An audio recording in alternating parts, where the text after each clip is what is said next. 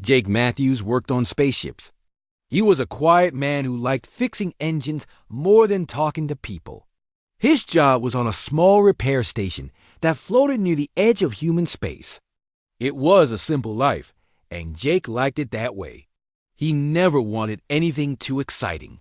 One day, a strange ship appeared on the station's radar. It was large and shaped like a glowing flower. The crew had never seen anything like it. The ship looked damaged. It moved slowly and sent out a weak signal asking for help. Jake and the crew responded quickly. They opened the docking bay and helped the strange ship land. When the ship opened, the crew saw aliens. They had smooth blue skin and long hair like silk.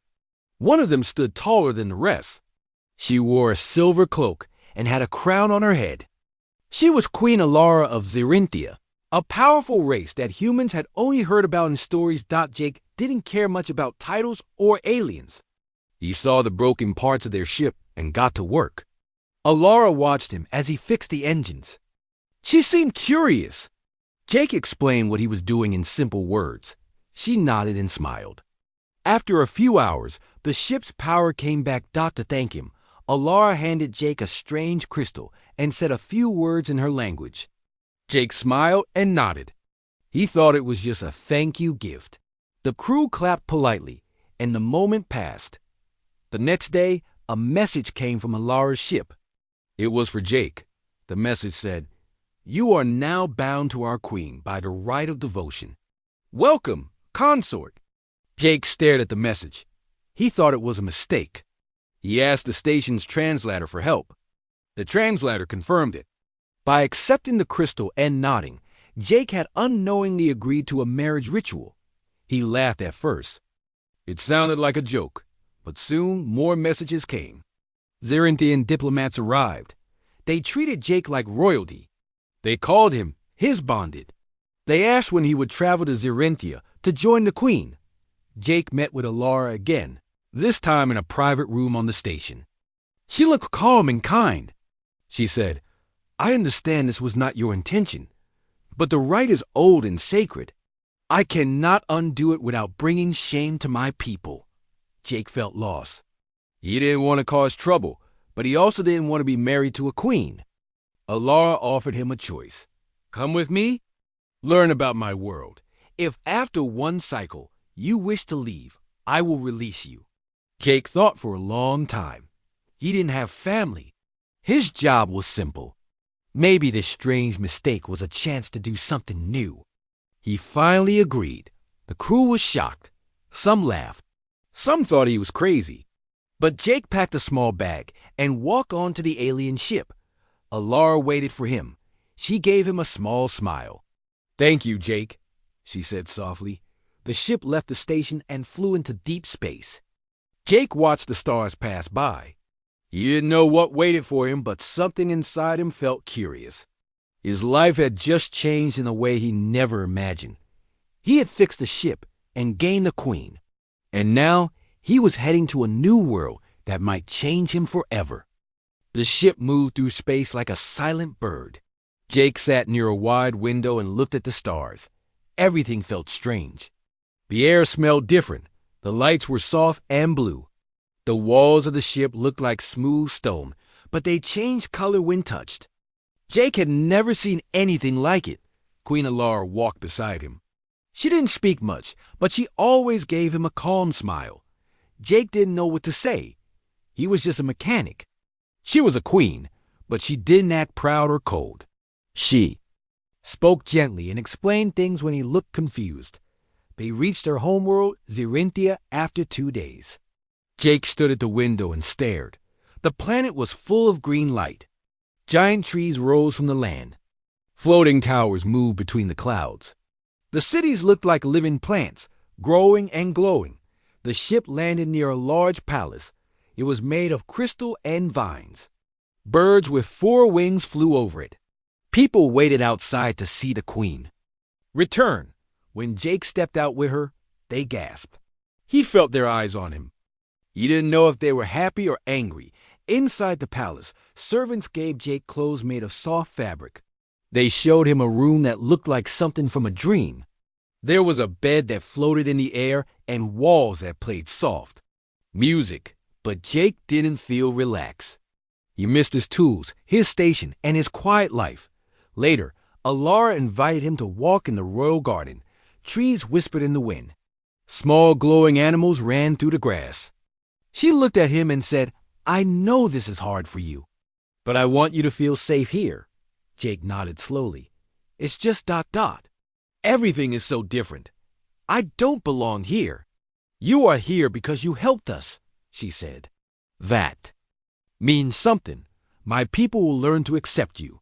That night, a grand dinner was held. Leaders from many parts of Xirinthia came. They looked at Jake with curious eyes. Some smiled, some whispered.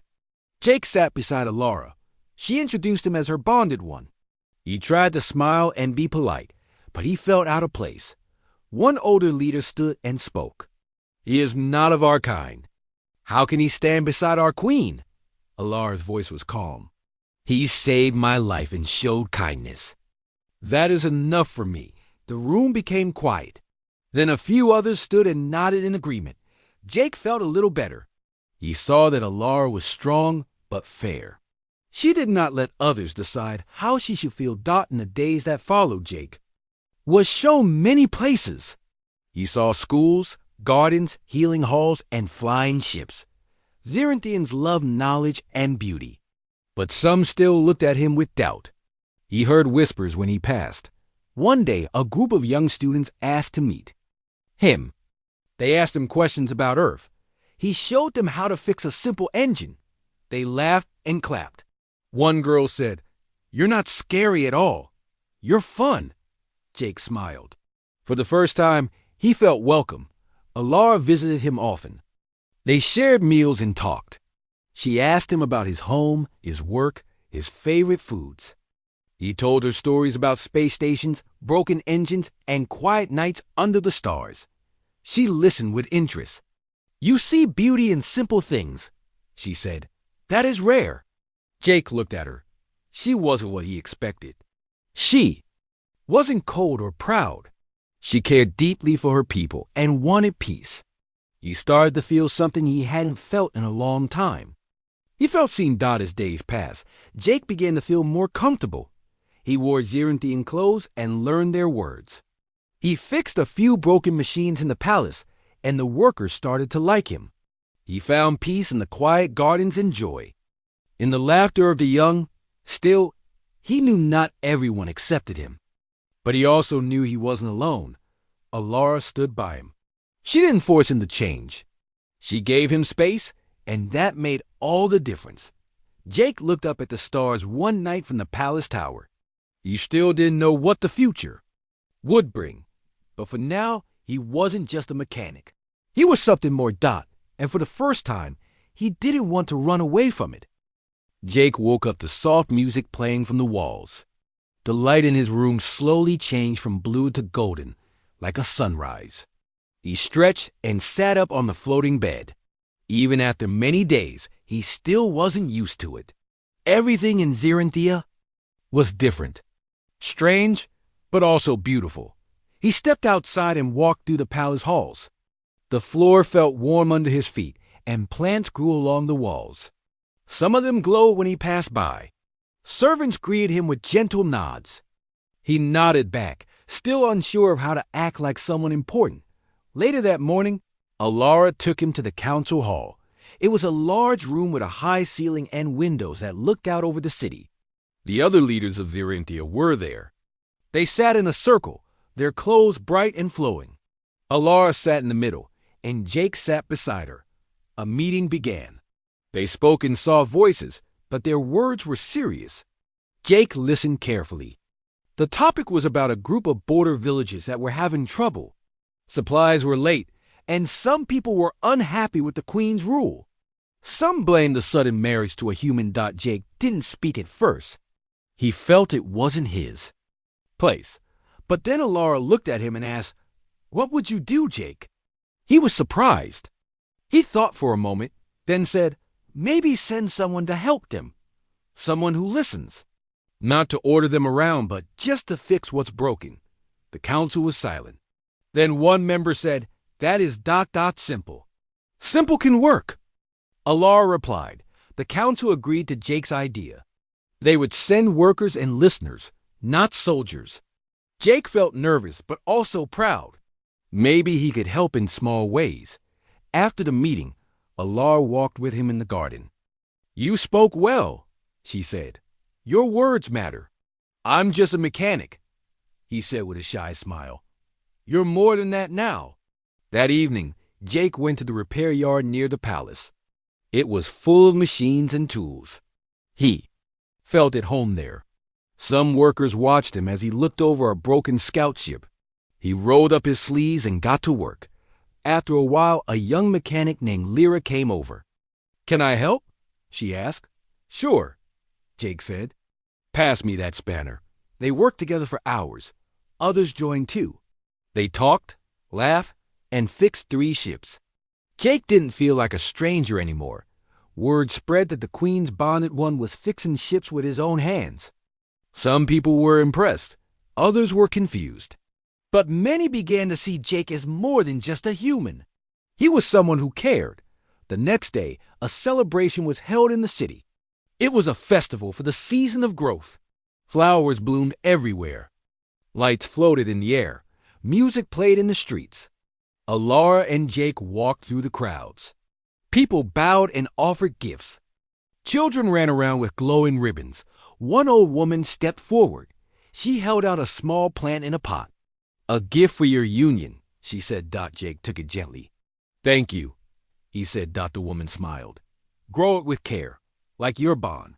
As the sun set, the city lit up with colors.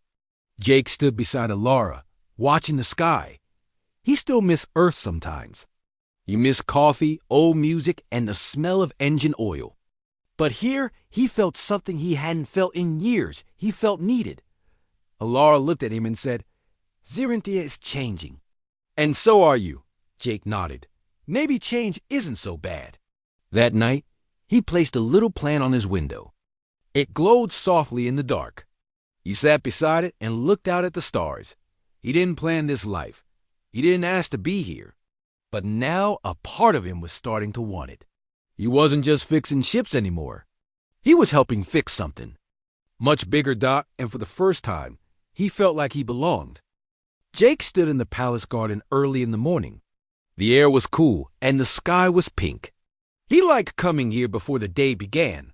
The plants whispered in the wind and small animals played in the grass. It helped him think his peace was broken when Alara came running. Her face was pale. "Jake, come with me. There's been an attack." Jake followed her quickly through the halls. They reached the communication room. Screens showed a burned supply ship near the border.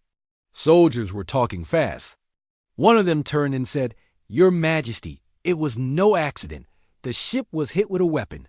Someone tried to destroy it." Jake felt cold inside. "Was anyone hurt?" "2 crew members are missing," the soldier said. Alara gave orders to send search ships. She looked worried. "There are groups who still hate that I bonded with a human. They think I've made us weak. This may be their way of showing it." Jake stayed by her side the whole day. More news came in. Messages from angry leaders. Warnings from the outer cities. Fear was growing. Later that night, Alara sat with Jake in the quiet hall. She looked tired. "They will try to use this against us," she said. "They think fear gives them power." Jake nodded. "Let me help. Not just with machines. Let me do something more." Alara looked at him. Her eyes softened. "Are you sure?" "This could be dangerous. I'm not a soldier," he said. "But I know how to fix broken things. Maybe I can fix this too." The next day, Jake and a small team flew to one of the border towns. It was quiet and tense. People looked at him with cold eyes. They didn't trust him, but Jake didn't back down. He helped fix the broken power lines. He listened to the people. He let them speak their fears. An old man shouted, "We don't want your kind here." Jake replied calmly, "I'm not here to rule you. I'm just here to help." Some turned away, but others watched. They saw how he worked with the locals. He didn't order anyone. He just helped. Slowly, the mood began to change. Back in the palace, Alara got more reports. People were talking. Jake's name was spreading. Some still hated him, but others began to see him as different. Then, in the middle of the night, it happened. A shadow moved through the palace. Silent and fast, guards found one of their own unconscious. The alarms went off. Jake was in his room when he heard a noise. He turned and saw a figure with a blade. The figure lunged. Jake rolled away and grabbed a small lamp. He threw it, and the light hit the figure's face. It was someone from the palace guard. Someone trusted that the attacker charged again. Jake fought back with everything he had. He wasn't a fighter, but he used his brain. He grabbed a tool from his desk and used it to block the blade. They struggled, and Jake hit the alarm. Guards rushed in and stopped the attacker. Alara arrived. Moments later, she ran to Jake. "Are you hurt?" He shook his head. "I'm fine, but someone inside tried to kill me." The guards took the attacker away. Alara was silent for a moment. Then she said, "This is not just about us. It's about fear. Some want to go back to old ways. They fear change." Jake stood and looked her in the eyes. Then we showed him change isn't bad. We don't run. We stand together. Alara smiled. It was small but real. Yes, we stand together. After the attack, something changed. People saw that Jake didn't hide. He didn't run. He stayed and fought. Not with anger, but with courage. The story spread across Zirinthia. The human consort who fought off a traitor. The man who helped fix border towns. The one who listened, worked, and stayed. Jake didn't think he was a hero. He just did what felt right. But to many, he became a symbol, a sign that maybe the future didn't have to be feared. He looked at Alara one evening. She was standing in the garden, looking at the stars. Jake walked up beside her. "Still think I'm just a mechanic?" She smiled. "You are. But also more than that." Jake laughed. "I can live with that." The stars above them twinkled. The future was still unknown. But Jake knew one thing for sure. He wasn't going anywhere. The days after the attack were quiet but tense. Guards watched every corner of the palace. Jake noticed more eyes following him as he walked. Some were friendly. Others were still unsure. But no one looked away anymore. He was no longer invisible. Jake spent more time with Alara. She invited him to meetings, ceremonies, and meals with foreign guests. He didn't always know what to say, but she made sure he was part of everything. He listened, learned, and slowly started to speak up when he had an idea. One morning, they met with visitors from another world. The guests were tall, with silver skin and bright eyes. They spoke with care and asked many questions about Earth. Jake answered the best he could. He talked about humans, how they could be kind, but also stubborn, how they built things, fixed things, and always tried to survive. Visitors seemed impressed. One of them said, "Your people sound like ours, long ago. Maybe we have more in common than we thought." Alara looked at Jake with pride. He was helping her build bridges, one word at a time. That evening, Alara and Jake walked near the edge of the palace, where a tall balcony overlooked the forest. The sky was full of soft lights. He looked at her and asked, "Why did you really choose me? I mean, even after the mistake?" She didn't answer right away. Then she said, "Because you didn't ask for power. You didn't try to take anything. You helped, then tried to walk away. That showed me your heart." Jake looked at the stars. "I didn't think I had much to give." "You gave what mattered most, kindness." The next day brought trouble. A message arrived from Earth. A nearby human colony was in danger. Pirates had attacked, and the people were trapped. They needed help fast. Jake read the message twice. He looked at Alara. "We have to do something," she agreed. But the council was not sure. "It is not our war," one member said.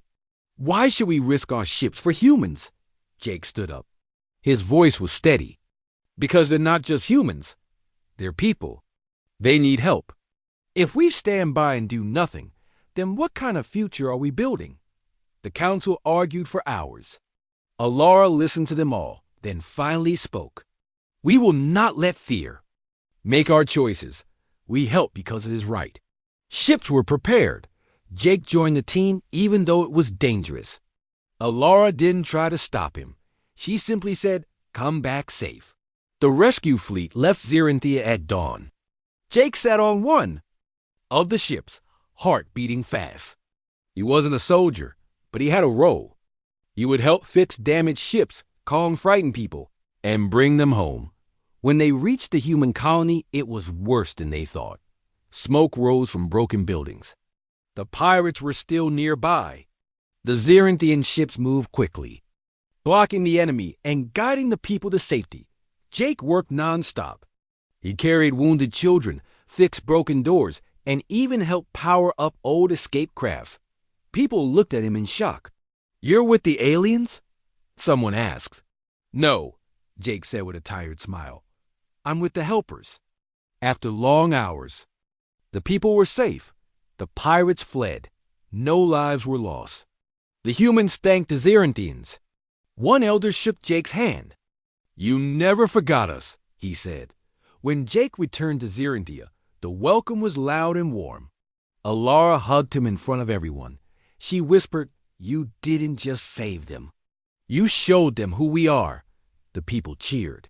Some even called out his name. Jake felt his chest tighten. He never wanted to be famous. He just wanted to help. That night, he and Alara sat together in the quiet tower. The little plant still glowed on the window. You've changed everything, she said. Jake shook his head. No, we changed it together. They sat in silence, looking out at the stars. Jake knew more challenges would come. But now, he didn't feel alone. He had a place. He had a purpose. And maybe, just maybe, he had found love in the most unexpected place. Jake sat in the palace garden, watching the sky. Birds flew in circles above, and the trees swayed gently in the breeze. It was peaceful, but his heart was not calm. A message had arrived from Earth One that brought fear. Earth was in danger. A strange object had entered human space. It was large, fast, and silent. It did not answer any calls. It destroyed 2 satellites and kept moving. No one knew what it was or what it wanted. People feared it was not friendly. Jake read the message. Again, it asked for help, not from one person, but from anyone who could give it. Earth needed allies. He found Alara near the fountain. She was speaking with her advisors, but her face changed when she saw him. You've heard, she said. He nodded. They need help. The advisors were not pleased. Earth is far, one said. We do not owe them anything. Jake looked at them. You're right. You don't owe them. But helping isn't about owing. It's about doing the right thing. Alara stayed, quiet, thinking. Then she said, prepare the war council. The next day, leaders from across Xerinthia gathered. They spoke for hours. Some feared this new threat might come to them next. Others said Xerinthia should stay out of it. Alara listened to each voice. Then she looked at Jake. You know Earth best, she said. What would you do? Jake stood and spoke slowly. Earth is not perfect, but it is my home. And now it's in trouble. I believe we are stronger together. I've seen how Xerinthia helps. You saved a human colony. You could save Earth too. And if we wait, then might be too late. The room was quiet. Then one old leader stood. We followed the Queen's choice when she bonded with a human. Many doubted, but he has earned respect. I say we trust him again. One by one, the council agreed. Xerinthia would answer the call. Ships were prepared. It was not a full army, but a strong force of defense. Alara would lead them, and Jake would go with her. Some tried to stop her. A queen should not go into danger. They said. She replied, if I ask others to risk their lives, I will not stay behind. The fleet left Xeranthia in bright light. Jake sat beside Alara in the lead ship. He wore a suit designed by the Xeranthians. It felt strange, but he liked it. It reminded him of how far he had come. As they traveled, he thought about his old life. The quiet station, the tools and wires, the small meals and lonely nights. Now, he was flying through space with a queen. Beside him, heading to help save a planet. When they reached Earth's outer border, human ships greeted them. At first, they were unsure. Then they saw Jake. He sent a message. "This is Jake Matthews. I'm with friends. They came to help." The human commander looked shocked. "Jake, you're with ...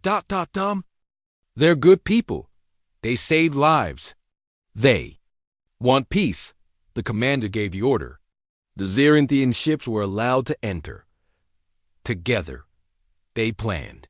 The strange object was near Mars. It had stopped, but no one knew why. It could strike any time. Alara and Jake joined the human team to study it. The object was not like any ship. It looked like a large black stone floating in space. It gave off no signals, but it hummed with strange energy. Jake had an idea. Maybe it's not here to attack. Maybe it's waiting for something. Alara agreed. Let's try to talk to it. They sent signals in many languages. Hours passed. Then a reply came. The voice was deep and slow. "You are not ready, but you are brave." Everyone froze. The object moved. But instead of attacking, it flew away. Fast, silent, gone. People cheered. The threat was over. For now, back on Earth, Jake stood beside Alara as leaders thanked him. The Xeranthians were praised. Alara gave a short speech about peace and unity. Then the human leader turned to Jake. "You brought them here. You helped save us. You've changed everything." Jake smiled. "I just did what I could." That night, Alara and Jake sat on the ship, looking at Earth from above. It glowed with blue and green light. "Do you miss it?" she asked. Jake thought for a moment. "Yes, but I'm not sure it's my only home anymore." She placed her hand on his.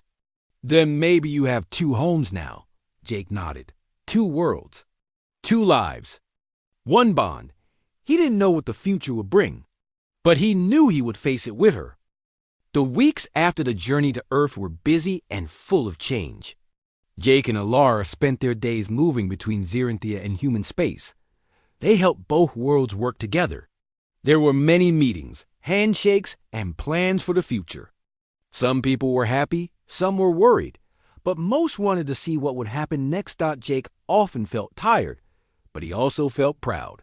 He saw new schools where human and Xeranthian children learned together.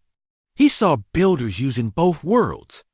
Ideas to create better homes. There were new gardens, better machines, and more smiles every day. It was not perfect, but it was better than before. Alara and Jake were closer than ever. They spent time in the palace gardens or watched the city lights at night. Jake learned to speak more of the Xeranthian language, and Alara learned more about Earth food and music. She tried coffee for the first time and made a funny face, but she laughed and said she liked the warmth. One evening, the council called a special meeting. All the leaders gathered. Alara stood at the front, Jake beside her. She spoke about unity and hope. "We were two worlds," she said, "but now we are partners. Not just because of a bond, but because we choose to help each other." The leaders agreed to form a new council with both Xeranthian and human members. Jake was chosen as the first human to join. He felt nervous, but Alara squeezed his hand and smiled.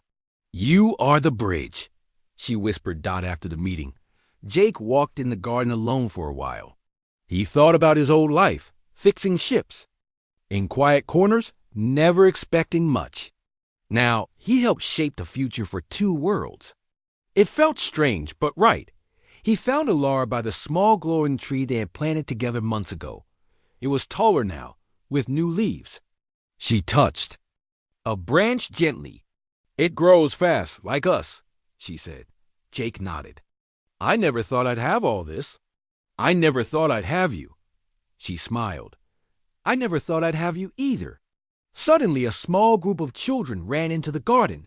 Some were human, some Xeranthian. They laughed and played around. The tree. One little boy stopped and looked at Jake. Are you really the Queen's bonded one? He asked. Jake smiled and knelt down. Yes, but I'm also just Jake. I fix things. I help when I can. The boy nodded. My father says you helped save his farm. Jake's heart felt full. I'm glad. Alara knelt beside him. You see? This is what matters. Lives change, not just by power, but by kindness. As the sun set, the garden filled with golden light. People joined together sharing stories, food, and laughter. There was no fear in their faces, only hope for tomorrow. That night, Jake and Alara stood on the balcony. The stars shone bright above. Alara said, our worlds will still face struggle. But as long as we face it together, I believe we will be strong. Jake took her hand. I do too. He looked out at the horizon, thinking of all that had happened since. The day he fixed that broken alien ship. He had found a place, a purpose, and someone to share it with. His world had changed forever. But in the end, it was more wonderful than he ever dreamed.